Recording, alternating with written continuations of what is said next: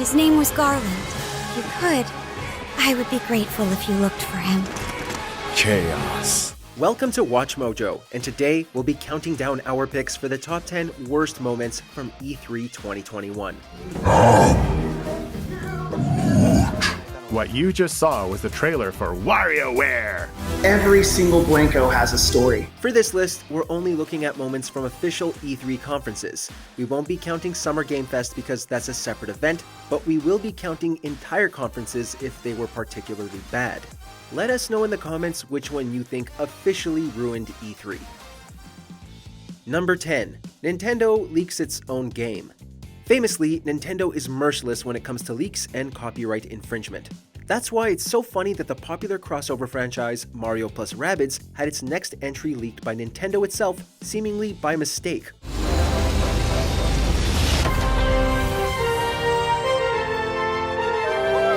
Days before Ubisoft announced the game during its conference, the game was listed in full on Nintendo's website, cover art and all. Mario + Rabbids Sparks of Hope was easily the best thing Ubisoft showed, and they didn't even get the drop on it.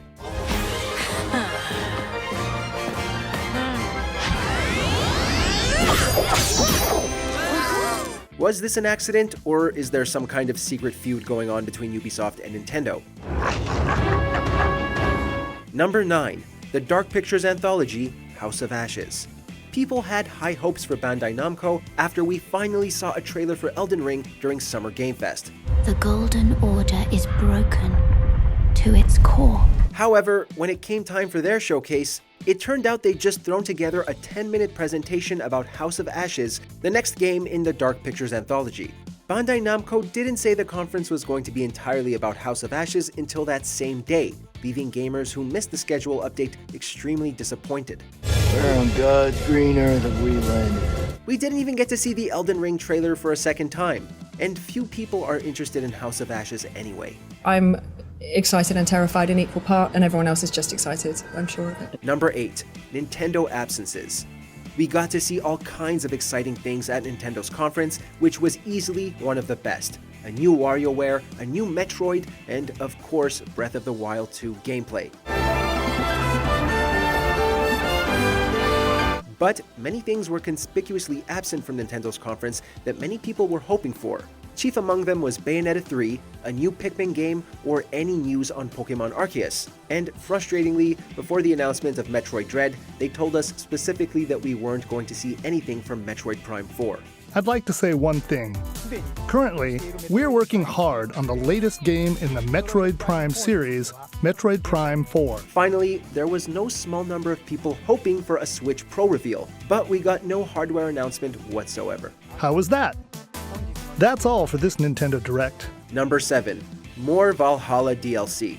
Despite promises that Assassin's Creed Valhalla was going to be less bloated than 2018's AC Odyssey, the game is actually longer with far more content, and yet Ubisoft is still adding to it. A4 still has a long journey ahead. They spent a lot of their E3 showcase talking about Valhalla's success and how the game was going to be getting even more DLC, this time focusing on the 9th century siege of Paris, one of the sieges the Vikings actually won specifically. In our second upcoming expansion, you'll get to relive the siege of Paris. It's an interesting choice considering we've already had an entire AC game set in Paris.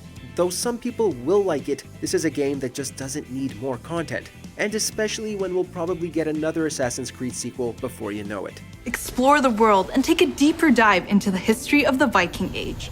Number 6. Capcom fighting game False Hope. Another disappointing panel came from Capcom. Popular as RE Village is, it definitely would have been good to see some more new game announcements. As it stands, the only highlight was seeing the Great Ace Attorney. Objection! Your testimony completely contradicts the facts. But Capcom lost the goodwill of fans by promising at the beginning that they were going to talk about fighting games.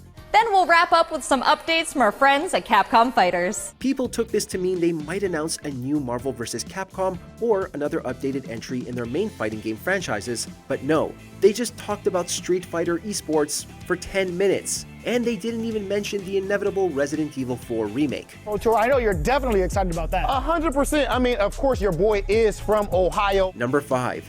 The entire Take-Two panel. For some reason, Take-Two Interactive thought it would be a good move to book out an entire conference at E3 and then not show a single game. Thank you for joining us today and welcome to Virtual E3 2021. Increasing diversity and representation in the video game industry is obviously a good thing, but nobody signed up to listen to a bunch of executives from Take-Two's many subsidiaries talk about this for 45 minutes. Thanks so much for having me. I was on mute. This is 2021, still going on mute. It was a resounding disappointment, especially from a publisher with so many IPs. They didn't even show anything about the new Borderlands spin-off, Tiny Tina's Wonderlands, let alone GTA 6 or a true next-gen port of Red Dead 2.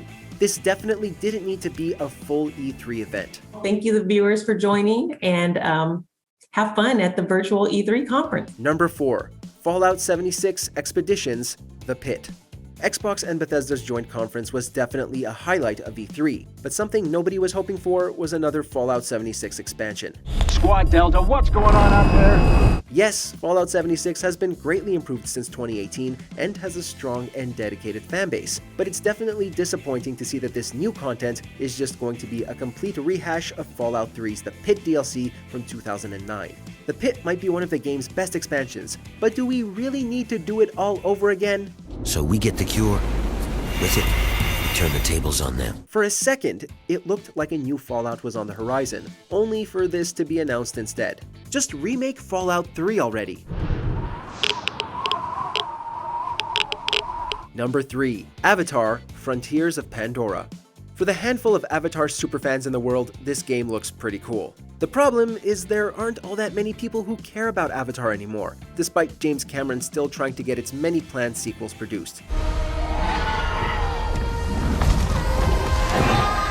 And even if you're excited about the sequels, this is definitely a bad time for a huge open-world Avatar game to hit shelves. That's why it was absolutely baffling that Ubisoft decided to make this game in the first place. Sure, the graphics will be great, but Avatar just isn't that relevant anymore, and this could go very poorly for Ubisoft, especially if the movies keep getting delayed.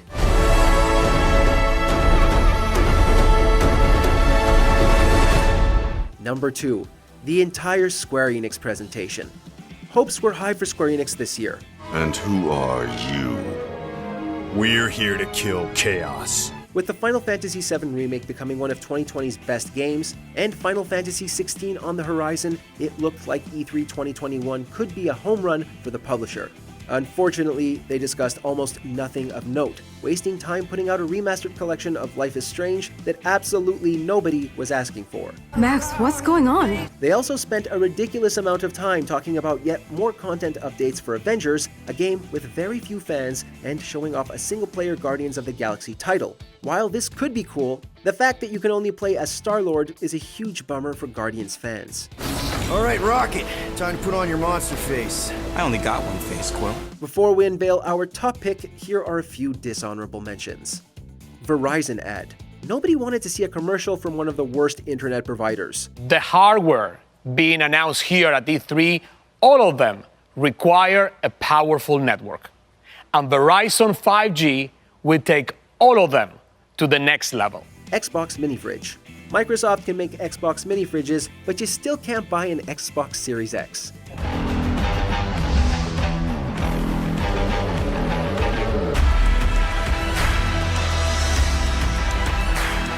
Before we continue, be sure to subscribe to our channel and ring the bell to get notified about our latest videos.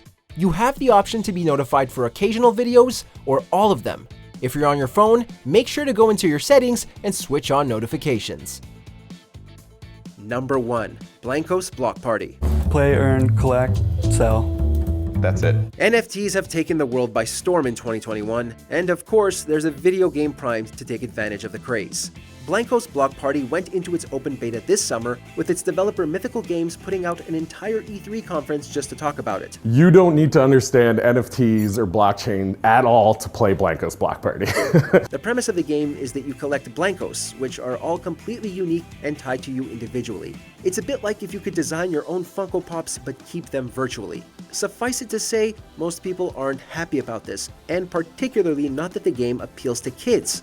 Trying to get young children into cryptocurrency and blockchain isn't a good look. We're putting the fun in non-fungible tokens. In the mood for more awesome gaming content? Be sure to check out this video here on Mojo Plays. And don't forget to subscribe and ring the bell to be notified about our latest videos.